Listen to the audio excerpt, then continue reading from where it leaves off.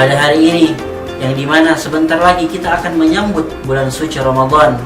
Kita senantiasa berdoa kepada Allah Subhanahu wa Ta'ala agar kita dipanjangkan usia kita, agar kita dapat merasakan manisnya beribadah di bulan suci tersebut. Tak lupa pula kita panjatkan salawat kepada Nabi Allah Muhammad SAW sebagai uswatun hasanah, sebagai nabi dan juga sebagai manusia termulia sepanjang zaman, yang dimana yang telah memperjuangkan dinul Islam dari zaman kejahilan sampai kita dapat merasakan yang namanya nikmat manisnya Islam pada zaman sekarang ini. Alhamdulillah, di sini insyaallah saya Rahmat Sabir selaku mahasiswa Fakultas Kedokteran Universitas Muslim Indonesia dan juga sebagai perwakilan dari Forum Kajian Islam Kedokteran dalam rangkaian acara Gerakan Energi Ramadan, izinkan saya membawakan sebuah kultum singkat yang tentunya akan sangat relevan dalam dunia kita sebagai seorang medis dan juga tentunya kita sebagai seorang umat muslim, yaitu hikmah penyakit dalam perspektif Islam. Ma'asyiral muslimin rahimani wa rahimakumullah. Tentunya kita hidup di dunia ini, di muka bumi ini, akan banyak sekali kita dapatkan cobaan maupun musibah. Nah, salah satu cobaan yang Allah Subhanahu wa Ta'ala berikan kepada kita ialah sebuah penyakit. Sebagaimana Allah Subhanahu wa Ta'ala berfirman dalam surah Al-Baqarah ayat 155 yang berbunyi, A'udzu billahi minasy syaithanir rajim. Bismillahirrahmanirrahim. وَلَنَبْلُوَنَّكُمْ بِشَيْءٍ مِّنَ الْخَوْفِ وَالْجُوعِ وَنَقْصٍ مِّنَ الْأَمْوَالِ وَالْأَنفُسِ وَالثَّمَرَاتِ وَبَشِّرِ الصَّابِرِينَ. Yang artinya, sungguh akan kami uji manusia, sungguh akan uji kalian dengan sedikit kelaparan, dengan sedikit kekurangan harta, buah-buahan dan juga kecemasan. Nah, dari ayat tersebut Allah Subhanahu wa Ta'ala mengingatkan kepada kita bahwasanya ada banyak sekali cobaan di muka bumi yang Allah berikan kepada kita. Namun dari ujian tersebut kita diperintahkan untuk bersabar menghadapi ujian-ujian tersebut. Nah, namun dalam konteks sabar di sini kita tidak boleh pasrah kepada keadaan tersebut.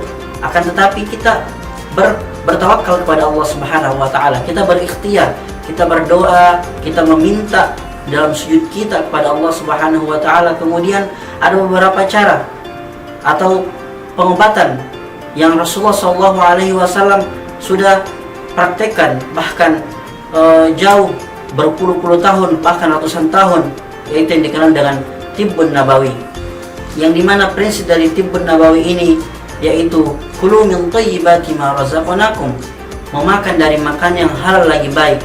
Kemudian banyak sekali dari tumbuhan-tumbuhan herbal yang Rasulullah SAW sudah ajarkan, termasuk yang dapat kita temukan di zaman sekarang itu seperti madu, habatus sauda dan minyak zaitun dan berbagai macam lainnya. Nah, kemudian selanjutnya dari ayat tersebut ada hikmah-hikmah yang lain dari penyakit, yakni yang dimana penyakit juga ini sebagai pelebur dari dosa-dosa kita. Sebagaimana Rasulullah SAW bersabda di dalam hadisnya yang diriwayatkan oleh Al-Imam Bukhari, yang artinya tidaklah seorang muslim merasakan sakit, merasakan kecemasan, merasakan ketakutan dan juga bahkan merasakan sakitnya tertusuk duri, melainkan Allah Subhanahu wa Ta'ala akan menghapuskan dosa-dosa kecil dari mereka akibat tersebut. Kita bisa ambil salah satu contoh, seorang mahasiswa yang giat belajar, kemudian siang malam dia belajar, kemudian dunia akhiratnya juga tidak lupa, rajin sholat, rajin sedekah, rajin berzikir, kemudian dia jadi sakit, maka ini bisa jadi menjadi pelebur dosa bagi dia akibat karena hal-hal kebajikan yang sudah dia lakukan seperti itu. Nah, kemudian hikmah yang dapat kita ambil selanjutnya yaitu penyakit ini bisa menjadi sumber kedekatan kita kepada Allah Subhanahu wa Ta'ala, dan juga bisa menjadi pengingat kita bahwasanya kita ini tidak ada apa-apanya di samping Allah Subhanahu wa taala. Sebagaimana Allah Subhanahu wa taala berfirman di dalam surah Ar-Rum yang berbunyi, Bismillahirrahmanirrahim. Allahul ladzi khalaqakum min dha'fin thumma ja'ala min ba'di dha'fin quwwah thumma ja'ala min ba'di quwwatin dha'fan wa shaybah yakhluqu ma yasha' wa huwal 'alimul qadir. Yang artinya bahwasanya Allah menjadikan kita manusia dari keadaan yang lemah, dari bayi. Kemudian dari keadaan yang lemah tersebut Allah menjadikan kita menjadi keadaan yang kuat.